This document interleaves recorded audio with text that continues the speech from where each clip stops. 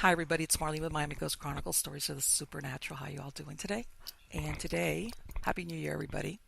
Today I have a super guest from way on the other end of the United States from here, from Miami. It's Bjorn Dihle.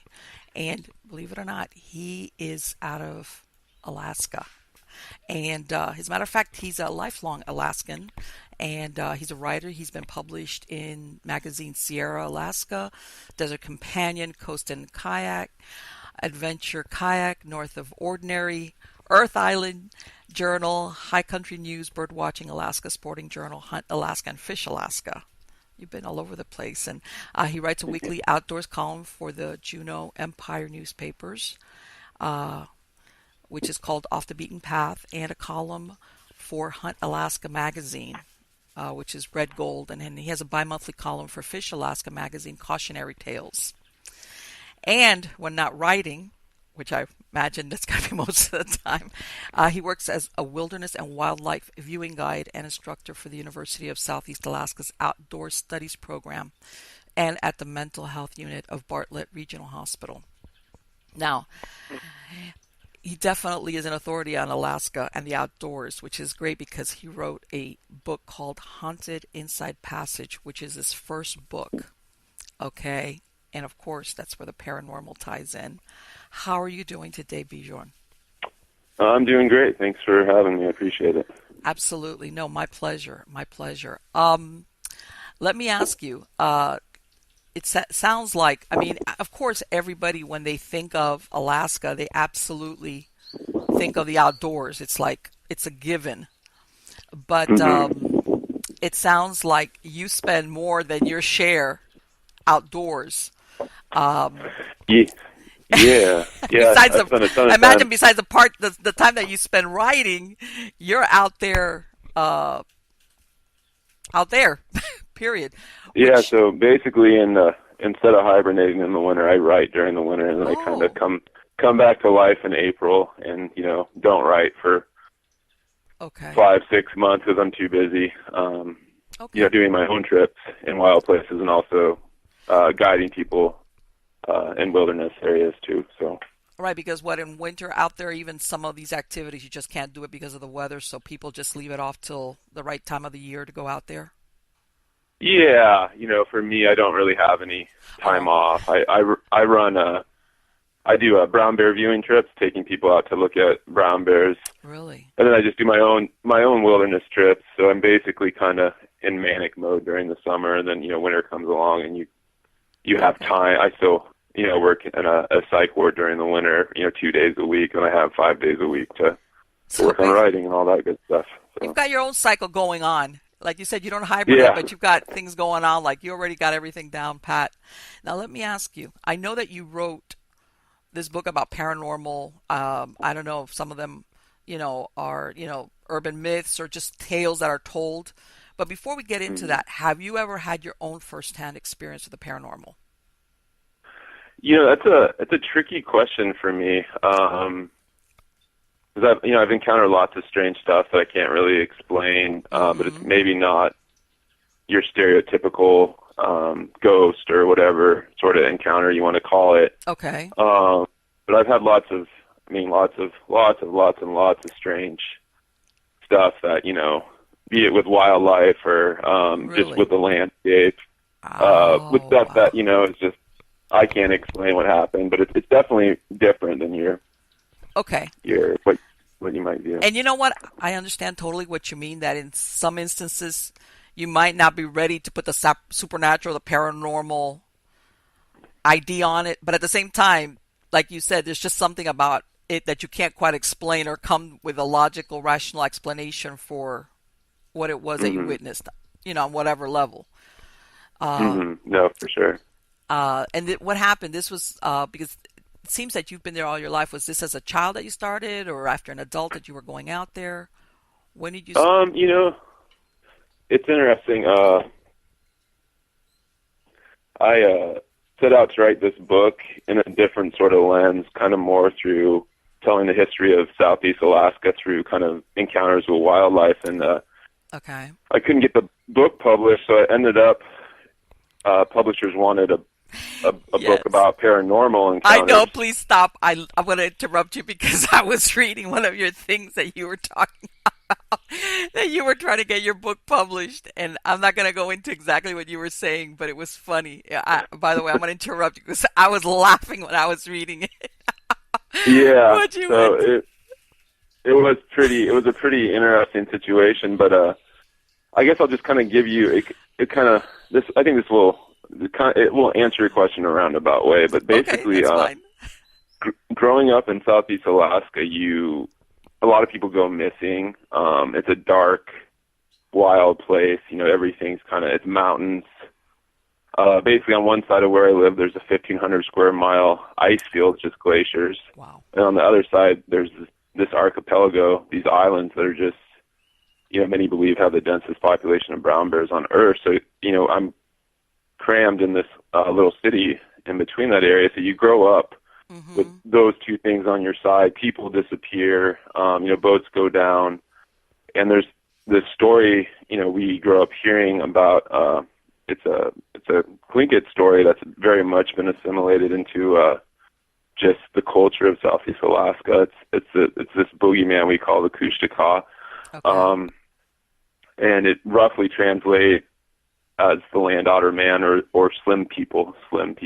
Wow. And so they basically are responsible for luring people in the woods or out in the ocean, drowning them, possessing souls.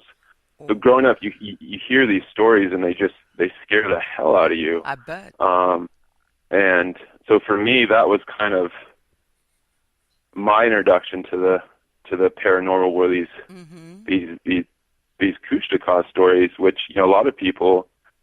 I mean, I know people who are Yale educated and they won't say the word. They won't say Acoustic Ghosts. And so we hear these stories growing up, and that was kind of my introduction. And this whole book was kind of built around the Acoustic Ghosts, which is this very misrepresented, whatever you want to call it, being in popular culture amongst white people. It's often looked at as like a Sasquatch, but it's much more complicated than that. So it started with just kind of investigating these Acoustic Ghosts stories, and very culturally sensitive issue too. And then it kind of evolved into this book. So the whole book kind of pivots around the Acoustic Ghosts, and then also incorporates basically the history of the last 300 years of Southeast Alaska, northern Southeast Alaska, as told through paranormal events and unsolved mysteries.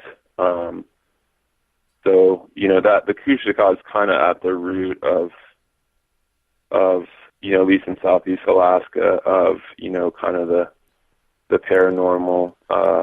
Right. Well, because it sounds almost.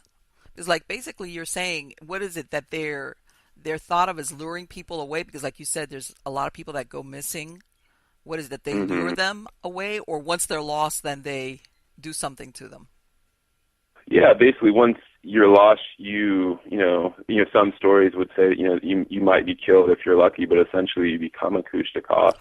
And it's a much more complicated story than like a monster luring you away. I interviewed one Tlingit elder, and he said there's Acoustic Ghosts in every one of us, and essentially what the Acoustic Ghosts is something that turns us into something we were never meant to be. Say a murderer, abuser, a drug addict. Oh my God, that's very scary. It's really interesting. So but it's not just a metaphor; it's a living metaphor, which is kind of goes beyond a lot of Western understanding. So it's this monster that lives inside of us, but it also very much lives in the ocean and in the rainforest wilderness that surrounds us in Southeast Alaska. And especially as a kid, it's also something that's not really talked about because it's taboo in a way. Even talking about it, a lot of people, just saying the name can summon it to you. And oh my God, it's got one of those things going on, huh? Like, let's not talk about he shall who he, like Voldemort. Yeah, it's people take it serious, and No, I believe it. you know, for me going into this project, you know, I can't say I was a ghost guy. I wasn't into the paranormal. I mean, I was interested, just like I feel like anyone that has any sense of curiosity at all, you know, any awareness that there's way more going on than what makes up our little perspective. You know, there's so much. I was interested, but it wasn't a ghost guy. And then doing this project, man, it really opened my eyes to just these different crazy experiences that people have. And I think one of the things that I took away the most from, you know, I basically worked on this for 5 months, you know, pretty much, you know, relentlessly. Okay. And I would interview people, but then other people would come and tell me their stories that didn't pertain to what I was writing about. And what struck me was that once people were comfortable with you and they knew you weren't going to ridicule them, it was like everyone had ghost stories.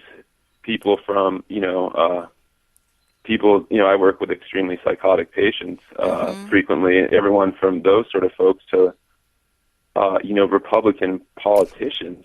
And they wanted to share these stories. I'd be at the checkout line and someone would recognize me and they'd start telling me a ghost story about a ghost that was present when they were giving birth to their child, or this strange thing happened. You know, I couldn't include it in my book, but it was it just struck me. You know, it was like you said, once they realize that you're not going to make fun of them, for all you know, you might be the only other person besides themselves that's actually heard that story.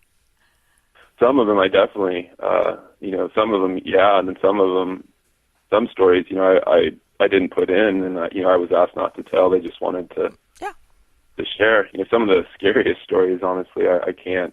You know, I've sworn not to. No, I understand. Believe me, I've been there before. I've heard things where people, it's like, I just got to tell somebody. I mean that, but I know that some people confidentialities, and that's another thing that comes with it. Besides the not making fun part, the belief that you're going to hold their confidence and that you're not going to talk about it or much less give away their name.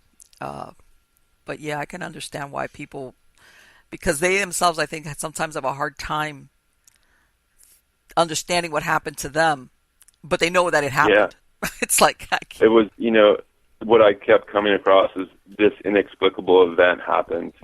You know, the person couldn't explain what it was. It didn't make sense. You know, you couldn't confine it really to a narrative, but something very strange happened. And, you know, just someone who's willing to listen and not pass judgment, I think is helpful, I guess. Oh, absolutely. For just dealing with. So let me ask you something. All these people that you said that go missing, is it mostly because they just get lost? They go out and they don't know, they get off the track, they get lost, be in the wilderness, or how does that work? That were people just bad weather? Or animals? You know, probably the most common thing. Well, not even probably, but in Southeast Alaska, people go missing on the water. The ocean's super dangerous. Oh. Okay. So, you know, lots of fishermen disappear. You know, people boating out to go deer hunting disappear. Planes disappear. You know, small planes, we definitely spent a lot of time with, you know, flying in small planes. You know, sometimes people just walk. You know, actually, yeah, it does happen pretty frequently. People walk in the woods and they just vanish. Being that I spend so much time in the woods, you know, it's easy to get lost. It's easy to get hurt. And I imagine the weather does you in really quick, because weather can do you in really quick. And, you know, some people point to different things. You know, it's interesting. One guy who considers himself, I'm not going to say his name, a Bigfoot expert, you know, was saying that, you know, some of these women we've had a number of women who've gone missing in my area. Okay. You know, he's pointing to, his explanation was, you know, Bigfoot got him, and to me that just is absurd. You know, it's so easy to. So in other words, because of the ratio, I see what you're saying. Yeah, so it just people disappear in a variety of ways. But generally, it's, you know, off boats, and that's, you know, something that's, you know. Let me ask something. Have you ever participated in, and I guess for lack of a better word, expeditions or efforts to locate people, considering that you spend so much time in the wilderness? Yeah, I have. And then I inadvertently have found. I've found missing people inadvertently, and I've found missing planes inadvertently too. Really? That you beat me to my next question. I was going to say, do you ever come across somebody that got lost a year or 2 years before, months before, and all of a sudden maybe the weather changes and you find them, or what's left of them, I imagine? Yeah, I mean, I have found other remains of people. It's definitely, some of it's pretty sensitive stuff as far as, Oh, sure. yeah, but I've found people who are lost and alive too, not on purpose, but Right. So, yeah, so it's definitely, that's just the way it is. Wow. I never realized that many people. I mean, you always hear you have planes going down and things like that. I didn't realize that many people went missing like that. But you mentioned something earlier, which I thought was really interesting, that part of the experiences that you've had have always also have to do with animals. Can you tell me about that? I'm a total wildlife nerd, I think. And so, it's just countless. I'm amazed by, just the psychology of animals and what we don't know. I've had everything from a young bull caribou follow me when I was by myself all day at 20 feet away. It just doesn't make sense. And just, stuff like that. Bears acting a certain way. Okay. Wolves, trailing me, following me, howling at me in weird situations. And really? Yeah, it's kind of endless stuff, honestly, with wildlife. So it's kind of... In other words, you're talking here like a connection, obviously, without the benefit of vocal cords. So I know I imagine that's what you're talking about, as far as there's some type of exchange, maybe in the way you don't even understand, but... Oh, I don't understand at all. Just the more time you spend out, it's not something that I feel like we can articulate or really even understand. Like, we kind of have been colonized in our thinking, to think a certain way about how humans are and how animals are and how the world works. Say we're, colonized in the Western sense of thinking, whatever, the Judeo-Christian sense. And then you start really spending time, especially by yourself, out in wild places, and that goes out the window. There's a lot going on, and call it energy, call it life force or whatever. But it's I imagine not something I understand. But it's something you feel, and you don't, you can't really put it in words, and maybe it's different for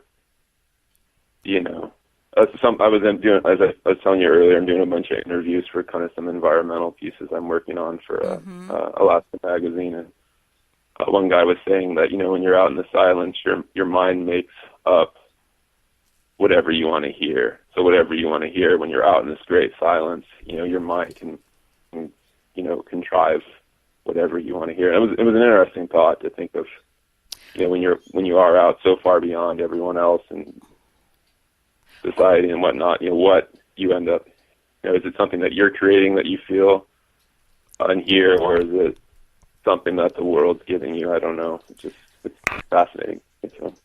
But I imagine that up to a certain point, when you know yourself well enough or trust yourself well enough, you still also know what I'm hearing. Am I supposed to be hearing that? Is that part of the landscape or wherever it is that I'm at? Or is that something out of the norm? That, like you said, that you're like, okay, this does not fit in for where I'm at. Yeah, so one of my strangest, I don't know, that I'm sure of, one of my strangest, you can call it a paranormal experience if you want, but it was one of those things where I'm 100% sure it was happening. Oftentimes, whatever, you can write it off to sleep paralysis, or, but, you can write off, whatever strange thing happened to you just to coincidence or whatever you want to call it. But one of my strangest things that ever happened to me was I was on basically just a solo trek across the Brooks Range, which is the Arctic most mountain range in Alaska.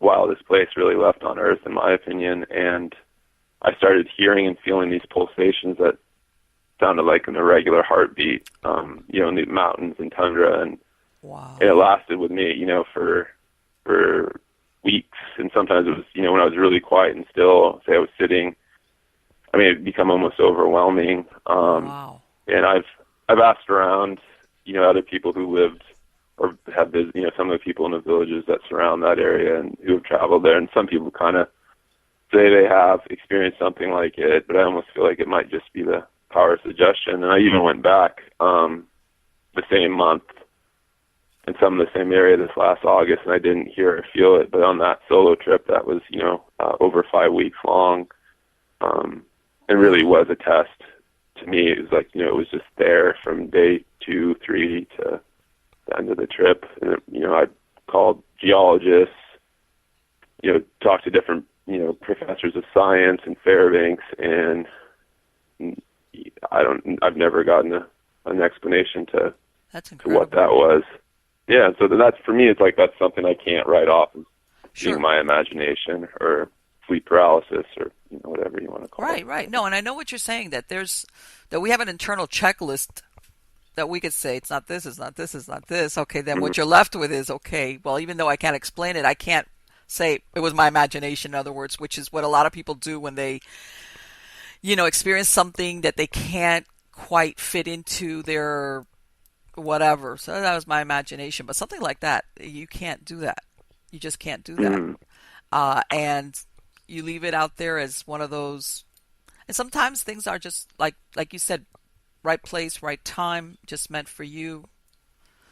Now, on one of the stories that I saw that you have in your book was something, and I had, it was about Naked Joe Knowles.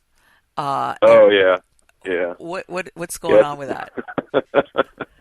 Well, that's the least paranormal story in the, you know, there's 20 stories in the book, and I really debated whether or not to have that story in there, but I feel like it's so, basically, I feel like reality TV haunts Alaska.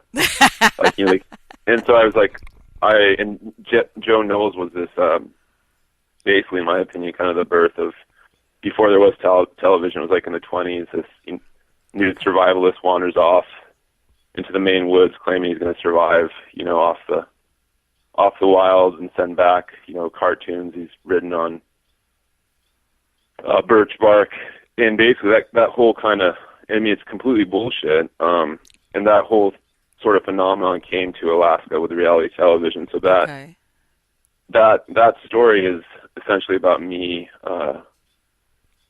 working on these different, as a guide and safety coordinator on, you know, when I was younger and more desperate for jobs, working on these reality show sets where, you know, I mean, big companies who just I mean, they don't, all these shows are fake, if, you know, if anyone's wondering.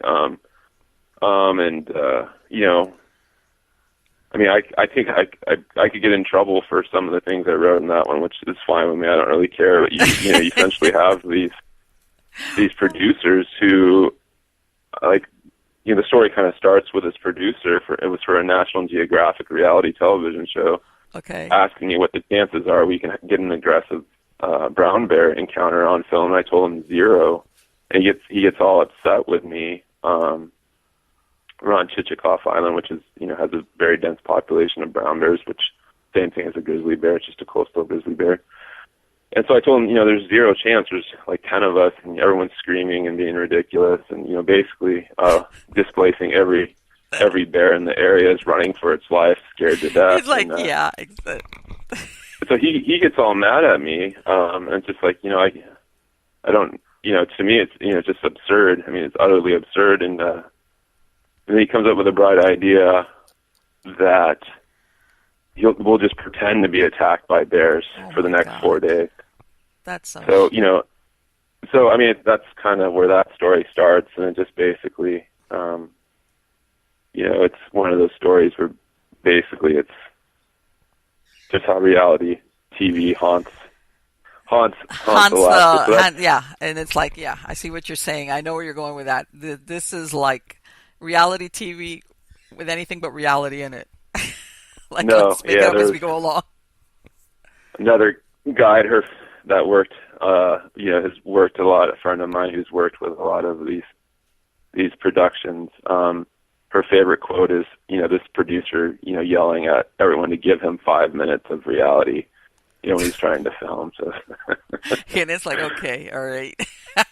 Yeah. So, I mean, I was debating whether or not to keep that one in, and I just did, because part of the book is it's trying to just essentially depict the history of northern southeast Alaska, starting at first contact between Russians and the Tlingit folks, in 1742, and then going up into the present. So that's basically why I was like, well, reality television has really colored, the world's perspective on Alaska. So I wanted to include that, even though there's no real ghosts in that story. So. And how about, you also mentioned something about a serial killer by the name of Ed Krause? Oh, yeah, that was, writing that one was, that story for me was, that story is just nuts. And just researching that story, I got to feel like I was a detective, and, it's just, I don't know how the story's crazy. It's like it's waiting for someone with a lot more. But you know what? And the reason why I'm asking you is that God knows everybody gets labeled now serial killer because of the whatever goes with it. But I had never heard of Ed Krause, and I was like, who's this? I never heard of Ed Krause. Exactly. That's exactly what even in Juneau, I had heard like a rumor, and I grew up in this town, where he did a lot of his killing supposedly. But even in Juneau, he's not. If you went on the street and the majority of people wouldn't know who Ed Krause is, and the story is just incredible. It's just basically this guy who, the biggest gold mine in the world at the time, he worked for it, and just the story just kind of spirals out of control, and at the end of it, you're just like, you're not sure what happened. I talked to, he's accused of killing all these men and, seizing their assets. Like, he'd just take them out into the water and they disappear, and that's kind of, he's thought to kill, 10 people or whatever, but then the story just gets crazier and crazier. And I was talking to the children of people, who are now in their 70s or 80s, of who they, their parents knew Ed Krause, and would be like, it was just this, and just the way he escaped and all these different. Oh, so he was never caught, or he escaped? Oh no, he was caught. Okay. He was sentenced to hang, and he ran. There's so much to that story that it's kind of hard to. So when did this take place? Like, around the turn of the century, or what? Yeah, I think the first killing was maybe 1913, 1914, okay. And then I think he was convicted, I think 1916, 1917. There's never any, it was all circumstantial evidence. Well, I can imagine. He was a socialist, and he was very much, trying to create these unions for miners, and so these huge mining companies that were just essentially ran northern southeast Alaska hated him. Right. And in so the meantime, he was doing away with people that he wanted to get a hold of their money, sounds like. That's what he's accused of. And in all my research, he very likely was a serial killer. But it gets really complicated. He escaped from prison in a way that just seems impossible. Like, he had to have had help. Okay. And he bends out, and then he disappears into the the rainforest wilderness. And this guy kills him 2-3 days lays. Ooh. And then in my research, I find out that they're actually friends. And then the biggest gold mine at the time in the world, the Treadwell mine. It makes a lot more sense if you read the story. Okay, the biggest gold mine in the world, right after he's killed, it's coincidence, I'm sure, but it completely floods. It's over. It just collapses like 3 days after he's he's killed. How This interesting. mine that's gone for 40 years, and which was like his biggest. They were total enemies, and it's just this wild story. It'd be amazing, like if Martin Scorsese, Like, I'm telling you, I'd never turn it heard of into that. I was movie. like, Ed Krause, who's Ed Krause? And Yeah, it's a because crazy I story. imagine out there, number one, I can imagine people disappear, and it's like, who's to say whether they were murdered or, like you said, they got lost? And Hmm. also, I imagine that a lot of times, I don't know if you've got a population out there where not, I don't want to say transient, but maybe they don't have that many local family. Hmm. So there's nobody there to say, hey, what happened to so and so? It's been months since I saw him or her, Hmm. and then come to find out, and like everything else, usually with the police department, unless you get somebody either putting in a missing persons report or badgering them about trying to find this person, it just, I imagine, just dies away and nobody is ever the wiser. Hmm. That, Yeah. So for this one, it's very likely that he was actually a serial killer, even though there was definitely people who I talked to who didn't believe that. And it's very likely, that he probably killed more than 8 or 9 people. Who knows? But I it's just, believe it. Yeah, sure. yeah. Let me ask you something. Have you, because it sounds like you really, when you're out there, like you said, in the outdoors, you definitely, you're in touch with something out there. Have you ever, let's say, come back home and gone from one environment, which is the outdoors, to being inside, and I don't know, this might sound like really like you have something like either spiritual or a spirit from the outdoors come back with you into your home, that you kind of feel a presence? Yeah, I don't really know about that. I've been doing it for so long that, to me, I can adjust all right back into, from being out for weeks by myself to Mm-hmm. back to, being with working and all that. One interesting thing was, some friends, from down south after reading this book, who are ghost people for sure, Okay. warned me, like you need to be careful. You opened yourself up to, um, you opened yourself up with this project, and you got to be careful about what gets in. So that was kind of interesting to hear them say that, which makes you a little bit more worried. But I don't know. As far as stuff following me to my actual home, I mean, there are times when I'm out in the woods where you can't help but wonder, what's going on, if Let me there ask you is something. Have you something. have you ever come across animal spirits? And that's kind of an interesting thing, because I've had a lot of what I consider haunting experiences with animals, and Mm-hmm. I don't know if I was actually kind of thinking about that.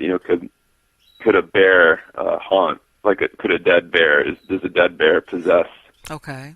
something? And as far as like, I'm not sure I've come across a human ghost in the traditional sense, at least, of Okay. that. But I mean, I definitely have gone into areas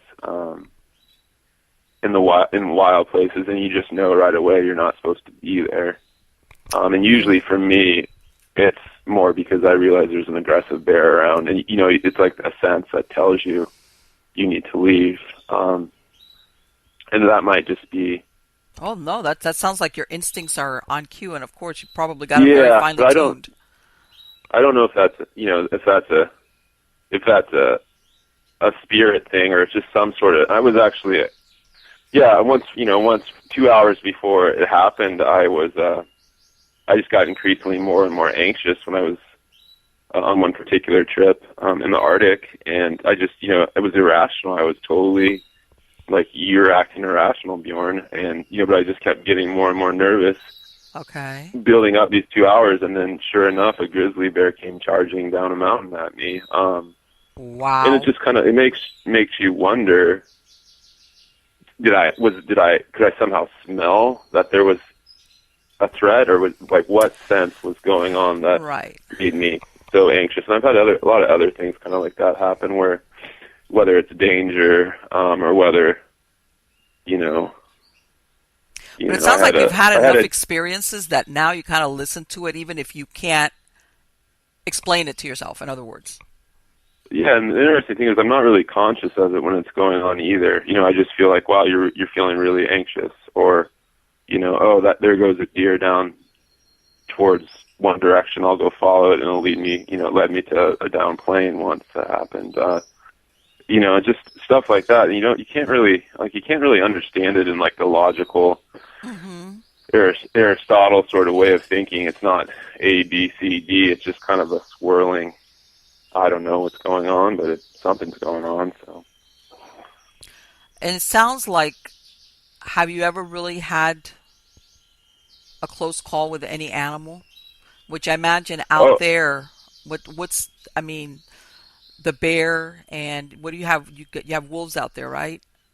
Yeah, the wolves generally aren't really a threat. I work with brown bears. I spent much of my adult life with brown bears, and so yeah, I've had quite a few close calls. I've never been touched. I've been quite close to being knocked down a few times. Had my tent trampled when I was with it, and it's just kind of you learn more and more every year. I've worked as a bear guide, viewing guide, not a hunting guide, for I think 6 or 7 years now. And those bears are very different when they're used to people. It's the bears that are not used to people kind of peacefully being amongst them that can be problems. So yeah, it's definitely, it just goes with the territory. So, and I've only had a problem with a wolf once, and that was because it was injured, sick, and starving, and just was going to die if it didn't eat something. So it was debating whether or not it could try to eat me. So. Let me ask you, does that happen out there? And this is like off the paranormal subject, where you start getting animals that either because they're older and firm, they start going around where there's people because they're trying to get food. In other words, that they just can't hunt the way they normally would. Do you have that out? Yeah, in that case, that particular wolf was, I don't think that wolf was more than 2 years old. Its paw had been mangled somehow. Maybe another wolf did it. It was emaciated. It could have had a lot of parasites, and I was in a pretty wild area, so I think it was just, it just knew if it didn't get, if it was going to die. It was one of those kind of moral things where I felt like I almost should have just shot it, but then at the same time, it's not my place to intervene. Right, yeah, it's like exactly, like it was going to... And then for bears, it's not like tigers here with brown bears. If you do, there are definitely some aggressive incidents with bears that are old, but that doesn't happen that often. Usually those old bears are starving bears. It does happen on occasion, but usually, other bears take care of them pretty quickly. Okay, which is nature. Nature, in other words. Yeah, just nature. Yeah. Yeah, exactly. Like at some point, whether they can't hunt for themselves or they get sick or whatever. Okay, which is understandable. So, what would you say has been the experience that you've had that you could say this was the most paranormal-like experience that I've had? Yeah, I've had weird sleep paralysis stuff in the woods, but it's one of those things where I can still say it was sleep paralysis. But that sort of stuff that kind of throws you off when you feel, I'm sure people have sleep paralysis all the time, so I can't say that was actually something beyond me or not. The pulsations in the Arctic were definitely were one of the biggest by far. And just I say that was one where I don't know if it's paranormal though. That I feel like that there's an explanation there. I'm sure there's an explanation that we'll figure out for a lot of these paranormal phenomena that people have. In 30, 40 years, I imagine, we'll have a better, hopefully, we'll evolve enough to have a better understanding of these sort of experiences. But, just lots of, just kind of weird coincidence moments of, travels where, weird stuff will happen. Right, that you can't.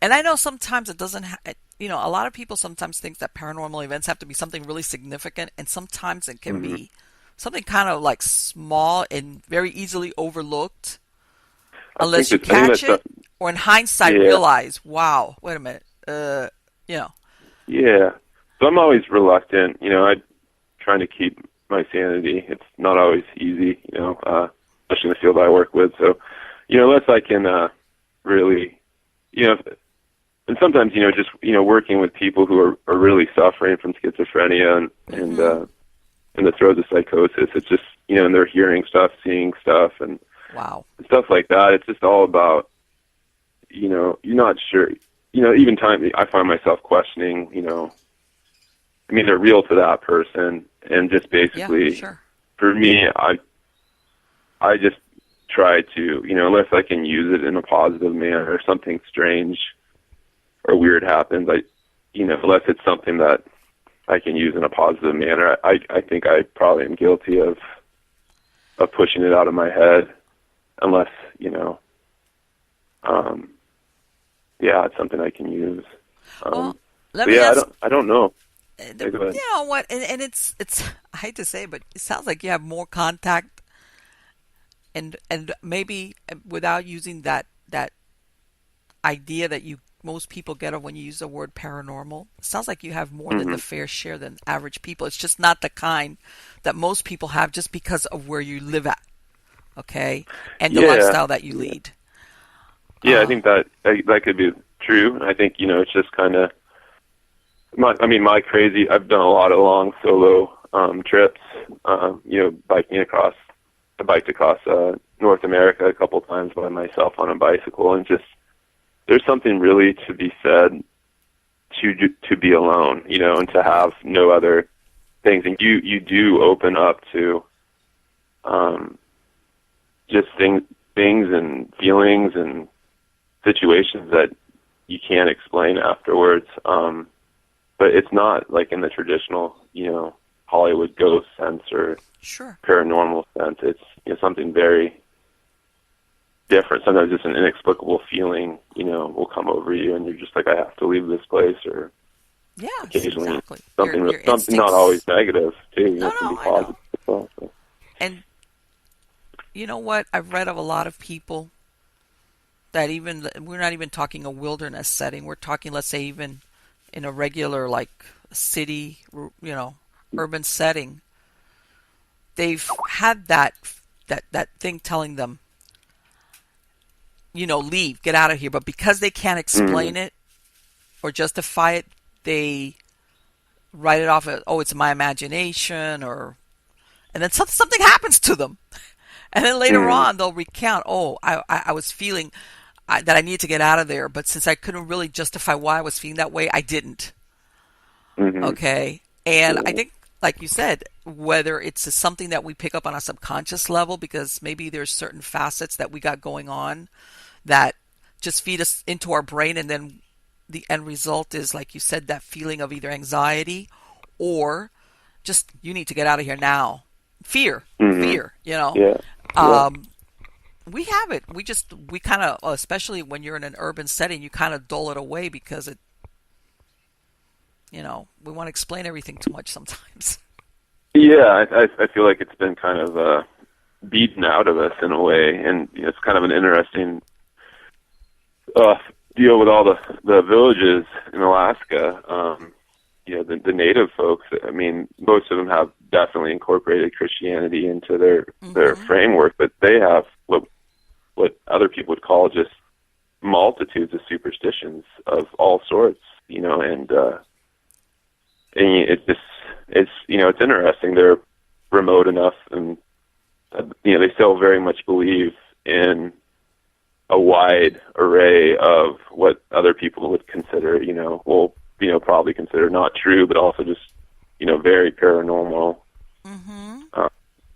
entities and events. And, if you want to get ghost stories, go down to the Yukon-Kuskokwim Delta. Everyone there believes in ghosts and little people and all sorts of stuff. And because they had I imagine they had all that Do they have any ghost towns over there from like the gold rush days and stuff like that? Because I know some of Oh those yeah, towns went up and then they just, once whatever it was over, everybody left and you got just a ghost town yeah. left behind. Oh, actually, that is actually one of that was actually I guess so this is kind of a paranormal story where and it happened after this book was published, but my partner wanted to retrace the most famous Klondike gold rush route that prospectors used in 1896, 1897 to get from Alaska up into the Yukon gold fields, and it's like 35 miles of hiking and then 600 miles of paddling.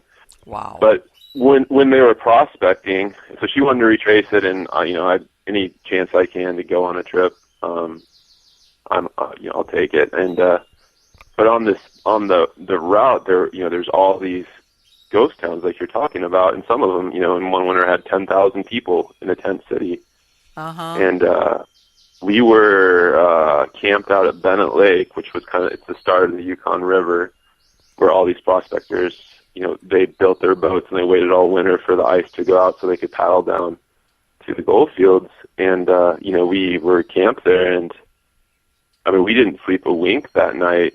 I mean it's just there's still remnants, broken glass, and there's one old cathedral that's still set up. Really? And anyhow, we get up in the morning, and my girlfriend's on early riser, but she was ready to go at 4, and she just had a weird look on her face. I hadn't slept at all during the night, and we paddle away, and she looks back, and she's not a ghost person at all. She's very logical. She's like, yeah, I'm pretty sure that place is haunted, but she didn't want to talk about it until we were a couple miles away.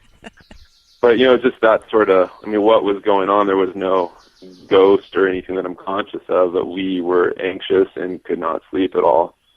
It just didn't feel right, like we were talking about earlier. So yeah, kind of interesting. Exactly. Like you can't put your finger on it, but you go, this is not my normal. This is not how I normally would feel, just because I can't explain why. But let me ask you, because you mentioned it earlier, do you ever take people out looking for Bigfoot? I have never done that. I've never.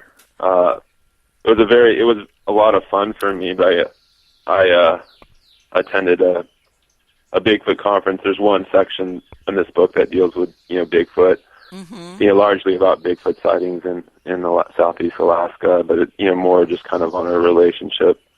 Okay. Or our relationship to wildlands, and basically most of our kind of divorced. Like most of us don't really have that relationship to wild places anymore, and how Bigfoot's kind of this wilderness spirit or whatever you want to call it. And some people's opinion, some people believe Bigfoot's an alien. Some people believe it's an undiscovered hominid. So I went to a conference which was interesting, enjoyable. But for me, the Bigfoot thing is, being that I spend so much time in wild places in Alaska, it's kind of hard for me to. Well, I was going to say, because everything leaves a sign.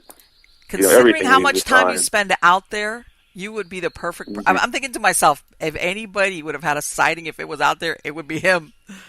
Yeah. So everything leaves a sign. That's kind of where I'm at, and so anyhow, I don't know. I don't want to ruin Bigfoot for anyone, but no, the story, let me tell you something. It's I live in Miami. The closest thing we got to Bigfoot down here is a skunk ape, and I haven't run across him yet. But it sounds like a lot of the what you're talking about is elemental spirits. Let me ask you something. That spirit that you were saying, that people become it if they, if they're lured away or done away with. That's something totally different, like from a Windigo, right? Because it sounds almost like the origins of it are from the Native Americans that live there. Yeah, it's pretty like the Windigo. As far as my understanding, was basically kind of this cannibalistic spirit, and it was kind of inspired from the madness that comes with starvation.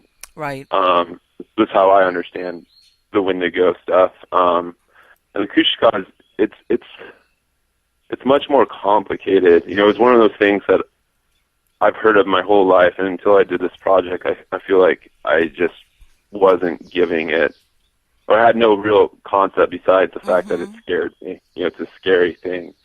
And then, you know, it's the best I can understand it is it's like it's kind of almost a metaphor for the innate darkness that just about all of us have in us. You know, the ability to be you know, essentially a monster, but it's also wrapped up in nature. You know, it's a living metaphor that lives in you know, the ocean and the wilderness, and, you know, in its most normal form looks like a half human, half land otter, you know, this beast thing, but it can also shapeshift into anything. You know, oftentimes it can, you know, it'll be a crying baby deep in the woods, and it will lure you that way.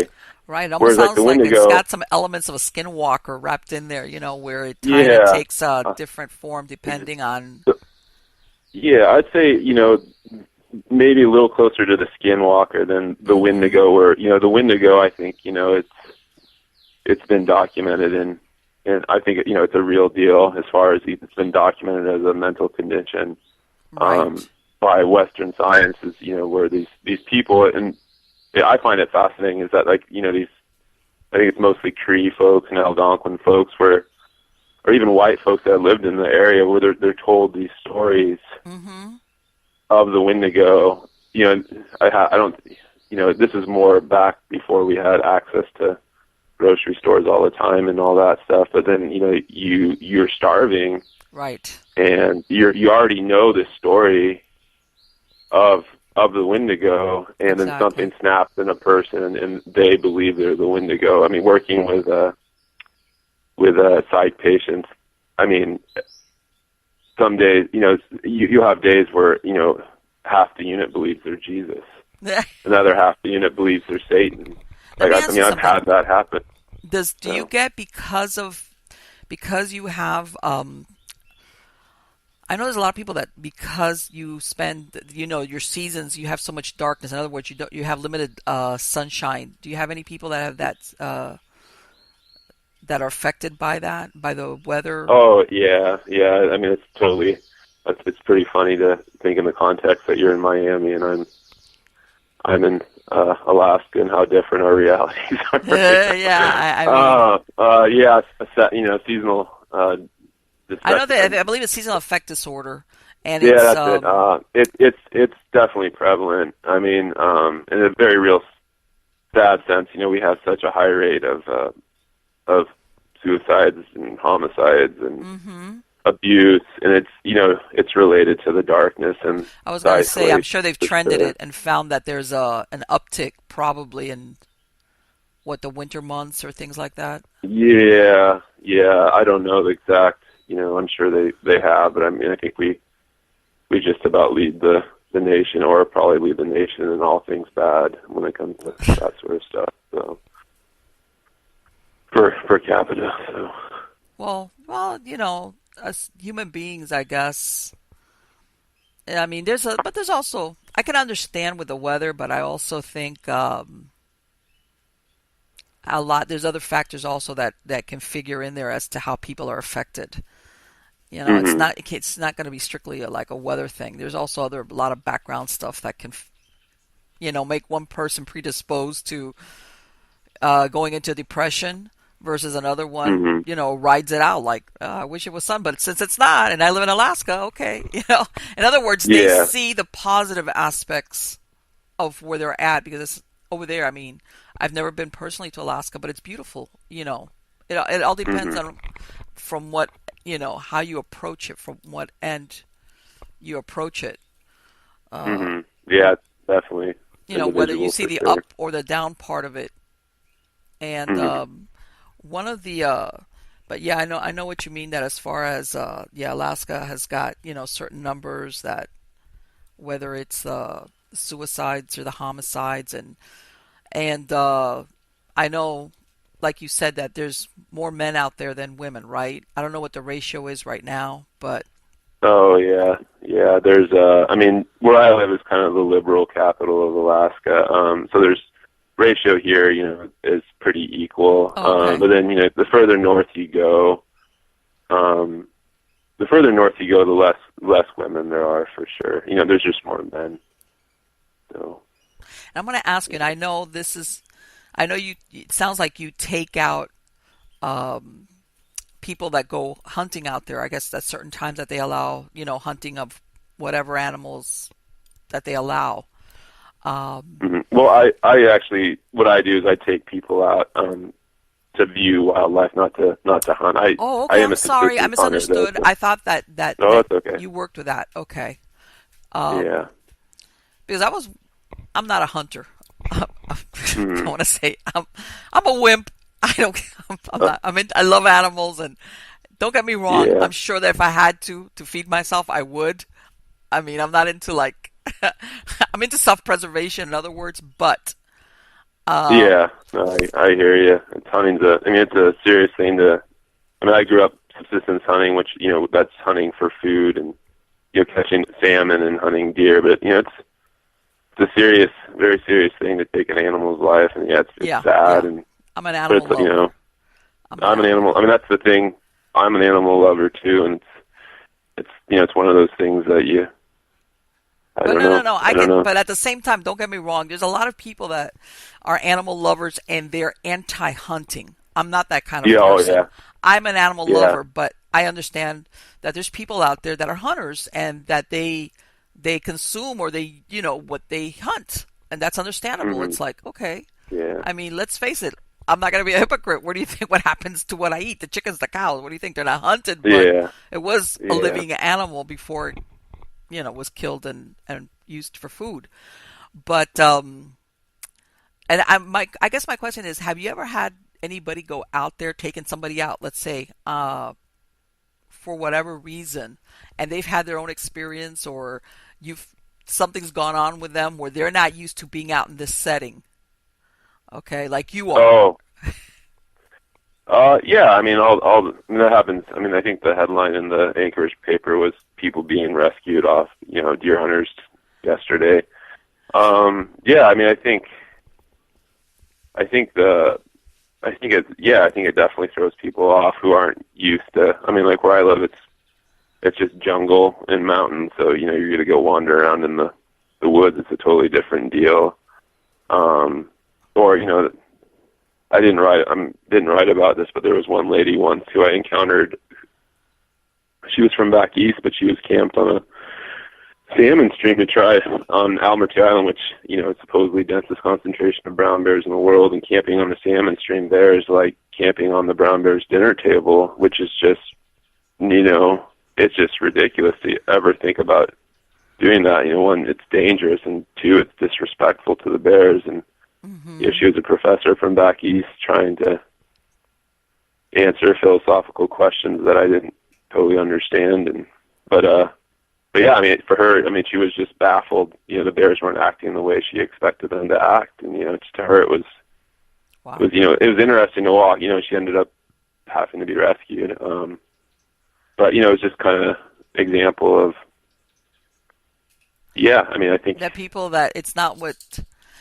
Have you ever? And I don't know when you're out there, what you tent or you go in a tent or I don't know. Have you ever been in one of those, whether it's a structure or tent, whatever the case? Have you ever heard something outside that you said, "I'm not going out there to find out what it is"? Oh no! You see, that's the thing is you have to go outside. Is basically you don't basically with a bear, and for me it's when there's a saying here growing up in northern southeast Alaska, we don't need Bigfoot, we have brown bear. And to me it's not ever, to me it's always, because brown bears aren't nearly as dangerous as the media would like everyone to think. National Geographic is kind of totally full of it. But they are still dangerous for sure. And so for me it's when I hear something investigating the tent, there's no question in my mind. It's you have to go out and find let out the what bear it is. know that you have to let the bear know, or sometimes it will be a wolf. But yeah, and it's not one of those things where you it's better to go out. It's The better to go Marlene out approach. I'm just gonna stay in my tent. Yeah, that's not that's not the way you want to be. No, okay. It just doesn't work. Because any sort of weakness, any sort of passiveness, as far as if a bear does seek your tent out, you need to let the bear know that you're not going to be a pushover. So for me, I hear a sound, it's you just have to. I mean, you have to go out there and find out what's making it. Okay. You have to go, talk to it and confront it. So let's go down that road. Have you ever heard a noise outside? Whatever, wherever you're at, and you go out there, and there's nothing that you're like, okay, so there's no bear, there's no wolf, there's what was it that made that noise? Most of the time when I hear the noise, it's I heard a noise. Usually going out, opening the tent, and stepping out, and talking to. You can't always see it because it's dark, but usually that will push them off. One occasion I couldn't tell what it was, but it was right next to the tent, and in the morning I realized it was a wolf. Just checking things out. It wasn't a threat, but lots of. I guess I shouldn't say lots, but quite a few times. I have had bears. The craziest one was where I woke up not knowing. I woke up to someone yelling, "Hey, hey, hey," which was me. I didn't realize I was yelling. Leaping out of the tent as fast as I could as a bear, made this big kind of grunting sound and ran the other way. And the other way happened to be over my tent, was the shortest distance away. So I was leaping out of the tent with a pistol, and the bear, trampled my tent going the other way. So yeah, it's just kind of one of those. Yeah, that's where your subconscious is ahead of you before you're actually. Yeah, so for me it was like, it's kind of funny where if it was something supernatural, it would make me not any more scared than if it was, a brown bear, because a brown bear. You know what? Something that's just going to mess with you. If it's something that's just going to, mess with you and try to scare you versus something that wants to eat you, That's my point exactly. You live a reality that most people don't, okay? That you don't have to worry. Like I just said, me being a wimp, I'm not going to go outside. But you said, forget it. My reality is that I need to go outside because what's out there could not be something spooky, much worse than something spooky could kill me or eat me or whatever. So that puts a whole different thing on it. Where so I heard some noise I can't account for. Who cares? I deal with other circumstances where the end result could be me losing my life or getting attacked by a wild animal or whatever. So I see where your threshold for really being wigged out is much, much higher than the average person, just because of the lifestyle. And I mean, it's like one of those things, fears generally, it can be rational, but it's kind of almost something that's been taught largely too, versus it's just kind of, it doesn't have to be that way. It just, if you're camping out in the bear's country, it's like, you should expect to, you can do it generally safely, but you're going to have to expect that there's going to be bears around, and some might be curious what you're doing in their woods, so they'll check you out. Like you said, the consequences of just like staying and not finding out could be, I imagine, terrible depending on what it is that's actually there. Like I said, your reality is much different than everybody else's. The first bear that I really had on my tent, I think I was 18 at the time, and I did the whole I'm gonna lay in my covers and try to be philosophical, as if animals grunting and groaning and plastering the tent with its wet nose. I'm just like, and I was just like, and that was, it was one of those moments where I'll just lay here and not say anything. I hope it goes away, and it did, and that's how most bear encounters work. They're incredibly tolerant with how stupid us people are. But if I'd heard it approaching, if I had left the tent earlier, it never would have had the courage to to, mess with the tent as it did for, a minute or two or whatever it was. So. Yes, kind of sounds like they don't want to have anything to do with us, so. No, they don't like us at all. I mean, we're terrible. I mean, on Almerty Island, as I mentioned earlier, the Tlingit name is Kuznawoo, Fortress of the Brown Bear, supposedly densest concentration of brown bears in the world. There's been, every year, about 50 brown bears are killed by trophy hunters. Oh, There's been one person killed by a brown bear in the last 100 years, and That's he horrible. shot the bear first. So it's like, who's the real scary animal? Really? Let me ask you, do you guys have problems? Do you guys have problems with poachers out there? I would like to think not, and I don't. It's regulated. The Fish and Game does a good job of regulating. I feel like actually most of the hunting guides, the vast majority of them are really good people, who care a lot about bears, and if they knew any sort of poaching was going on, they would they'd scream bloody murder and stop it. So I feel good between Fish and Game and the actual. Okay. Most of the bear hunting guides are staunch. They care about the bears a lot. They would not let poaching happen. So. In other words, they're conservationists also, as far as they are, and that's another hard thing for a lot of environmentalists to wrap their heads around, is that these bear hunting, a lot of these bear hunting guides they care about the bears a lot. So it's it's kind of one of those ironies. I don't know if it's an irony or if it's just, I don't know. Well, I think that a lot of people sometimes they kind of think about where when there was hunting that without any type of anybody checking on it. Of course, you had certain species that were hunted almost into extinction, but I don't think that that's the case anymore. Even, when hunting's allowed, because like you said, you got to do it at a certain time, or there's only certain animals that you can hunt, etc. I hope not. I hope we don't decimate our wildlife too much more than we already have, but But Bjorn, thank you so much. It has been wonderful to talk to you. Okay. I think it's so interesting because you live an existence that a lot of people would think of as an adventure, that they would maybe have a 1 week adventure thing going on, and you live this life. Okay. Thank you. And it kind of gives us a shift. I think it's incredible, like what you're talking about, all these senses that you basically develop and rely on and are second nature to you now, which I think at one point majority of humans would use all the time, but like everything else, we kind of like put them away and either leave them off to our imagination, or they get in the way and we don't develop them. But you don't, you rely on them.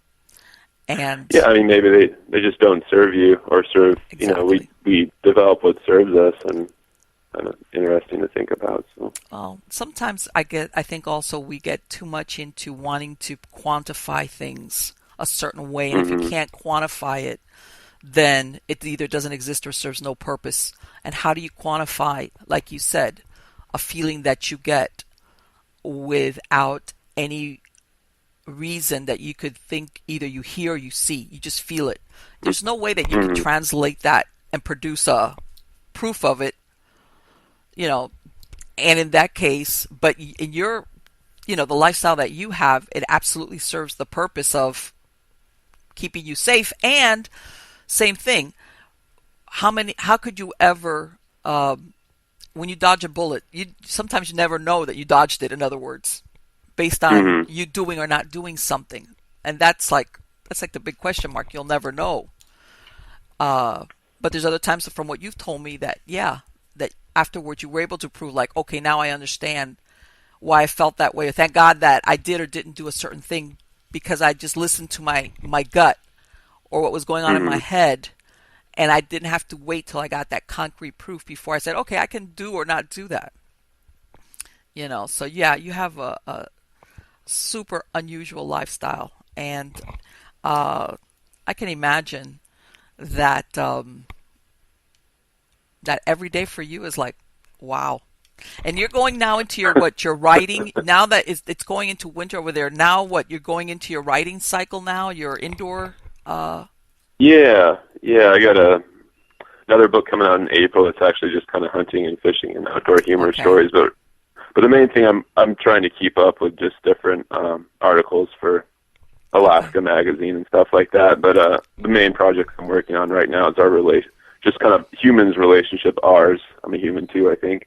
With Mm-hmm. brown bears in wilderness. So that's kind of been my project this winter, is just interviewing and writing about different people who have a deep relationship with brown bears, whether it's hunting them or viewing them or you know uh, whatever. Wow. And so that's kind of what I'm working on right now. Sounds great. Fantastic. Good luck to you. I wish you all the Thanks a lot, best. man. And Happy Yeah. New Year. Happy New Year, and thanks for giving me your time. Absolutely. No, thank you. Take care. Bye. Bye bye. What do you think? I loved it. Talk about paradigm shift. I mean, when you, like I said, I wasn't kidding. The lifestyle that he leads, especially I imagine when it's not winter, is like what people think of. I'm gonna take a vacation. I'm gonna go out there and rough it on a camping trip. This guy does it all the time. And one of the things that I find most admirable is that he really seems to be okay with being with himself by himself. And it sounds almost like at some point whether you're forced to do that, and there's a lot of people that cannot handle that. They can't. They either got to have people around them, and if they don't, at the very least, they got to have the TV on or the radio on. They just don't know how to either be with by themselves, you know. And I'm sure there's places that maybe he goes that forget there's no phone reception. We're not talking here like, I'm gonna go on Facebook or on Twitter or text somebody. You're out there, and you have to be with yourself. I think more people ought to do it, myself included, because it gives you more insight. I just think a lot of people are a little bit afraid of what they're going to find, when you look inwards. But in his case, like I said, I don't think he has much of a choice because, I mean, wherever you go, there you are. And I know he was a little bit reticent because I have that feeling that in some cases he doesn't want to have that label of supernatural paranormal hung on some of his experiences, which for all we know, he's the only one that was there. But it sounds like he really has this very strong spiritual connection to what's out there, whether you want to call it the wilderness, the land, the animals, the whole thing. Um, and I think at one point we all had it, when we lived regularly in those circumstances where, you either had to hunt to survive or you had to be really tuned to your environment to know what was going on. In other words, you didn't have, let's say, the weather to give you the forecast. You would look at what are animals doing, um, uh, migrations, all those things. Uh, and I think that when you hook up into that wavelength, that spiritual wavelength, um, you start having more of those paranormal experiences. And by this, I'm not talking about ghosts. I'm talking about paranormal as in feelings, uh, connections, even with wild animals, like he described, um, certain behaviors that you do without needing to get some type of concrete evidence. Oh, I'm going to do or not do that because of this. Like, in other words, you learn to do that.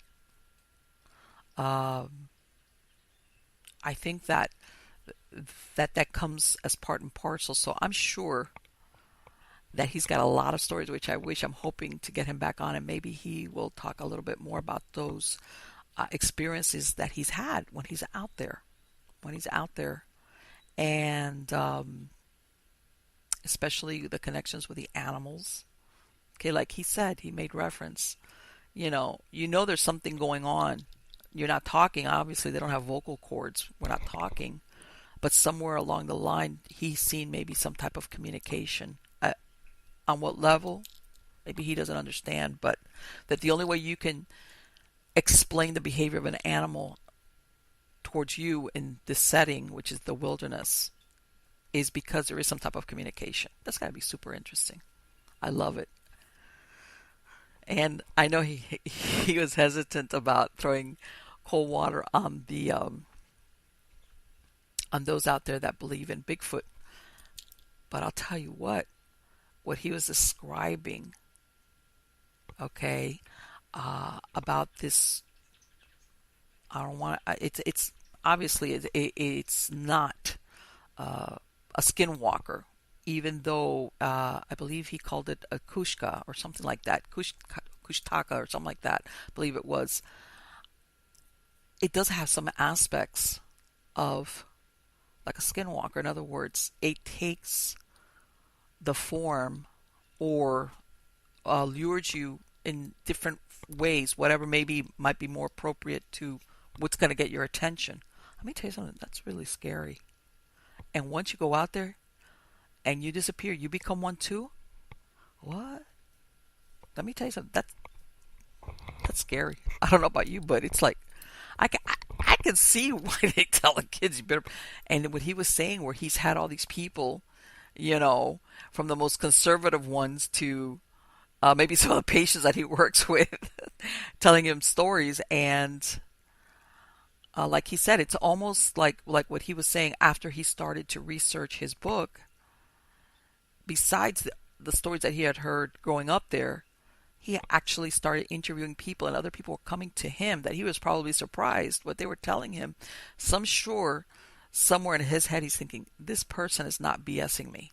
Or whatever it is, however far out there it is, this person's really telling me the truth. Or what they think is the truth, then who am I to say it's not? So yeah, it's something else to wrap your head around.